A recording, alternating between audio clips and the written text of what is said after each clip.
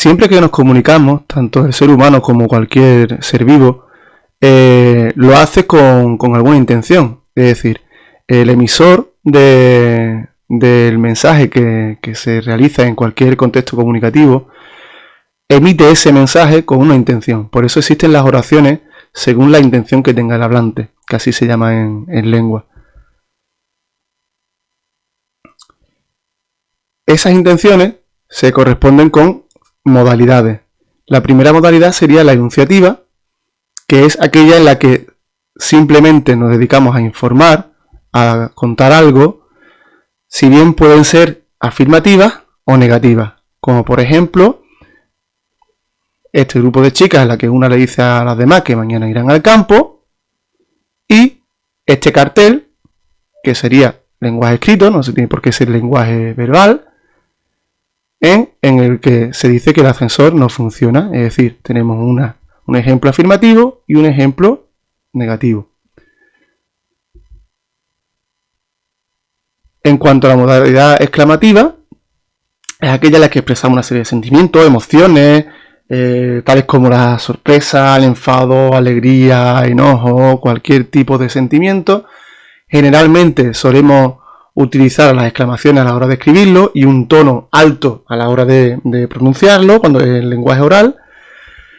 Y un ejemplo de ello sería este de aquí. ¿Cuánto tiempo sin verte? Aquí estamos expresando bien sorpresa, bien alegría por ver a una persona que hace tiempo que no la veíamos, con la que no nos encontrábamos.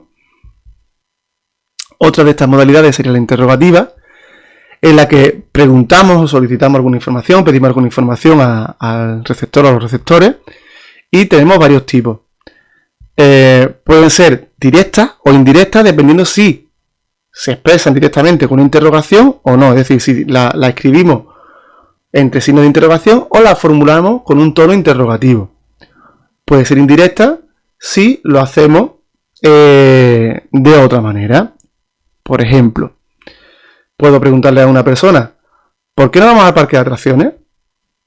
Y lo estoy haciendo con un tono o escribiéndolo como vemos aquí entre interrogaciones, sería directa. O le puedo decir a otra persona o a otras personas, me gustaría saber si mañana iremos a jugar o no. No lo estoy haciendo con una pregunta directamente, pero sí estoy indirectamente preguntando si mañana vamos a jugar o no.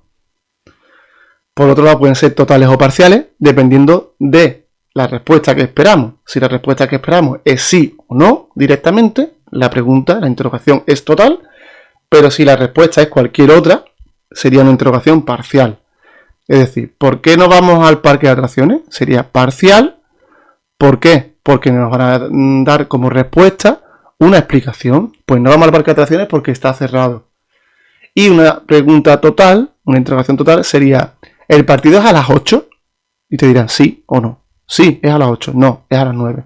Y tendríamos una interrogación total. Otra de estas modalidades sería la dubitativa, que como su propio nombre indica, sirve para expresar alguna duda, algo de lo que no estamos seguros, una posibilidad. Y generalmente la introducimos con palabras o fórmulas como quizás, tal vez, a lo mejor, puede, etc. Aquí vemos un ejemplo, puede que mañana apruebe el examen. Es decir, yo he estudiado mucho, pero no estoy seguro. Tengo las dudas de que mañana puede que apruebe el examen o puede que no. No estoy totalmente seguro o segura de ello.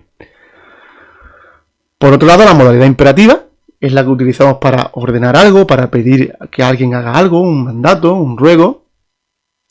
Y tenemos varias formas de hacerlo. En primer lugar, tenemos fórmulas de cortesía. Es decir, pidiéndolo por favor, pidiéndole si usted puede, es decir, con cierta educación. Y no solo lo hacemos con el lenguaje verbal o el lenguaje escrito, incluso con las señales de tráfico, sería también modalidad imperativa, prohibido ir a más de 80. Aquí vemos una señal en la que nos prohíben fumar, es decir, nos obligan a no fumar, sería imperativo. Una pregunta indirecta de ¿puedes traerme agua? No estamos esperando que nos digan sí o no, como pudiera ser una pregunta total, sino que indirectamente estamos pidiendo a una persona que nos traiga agua. Y o una orden expresa, es decir, incluso subiendo el tono de voz y por escrito sería con las exclamaciones. Cállate la boca. Podemos gritar cuando un profesor está en clase. Cállense la boca. Vamos a trabajar. Estamos haciendo una orden, un mandato a nuestros alumnos. Por último, tenemos la modalidad desiderativa en la que expresamos un deseo, algo que queramos que ocurra. Generalmente los verbos van a aparecer en subjuntivo. Ojalá apruebe, como puede ser un claro ejemplo. ¿Vale? Ojalá apruebe el examen mañana. El verbo apruebe está en subjuntivo. Y muchas veces podría ir introducida por palabras como ojalá. Es decir, palabras que expresan un deseo. Bien, con esto terminamos esta explicación de las modalidades oracionales, en la que nos quedamos sobre todo con eso que decimos de que existen porque cuando nos comunicamos, cuando empleamos el lenguaje, lo hacemos con una intención, y esas son las intenciones principales que solemos tener cuando expresamos algo mediante el lenguaje. Espero que os haya servido de algo este vídeo, que os haya gustado, y como siempre nos vemos en un próximo vídeo.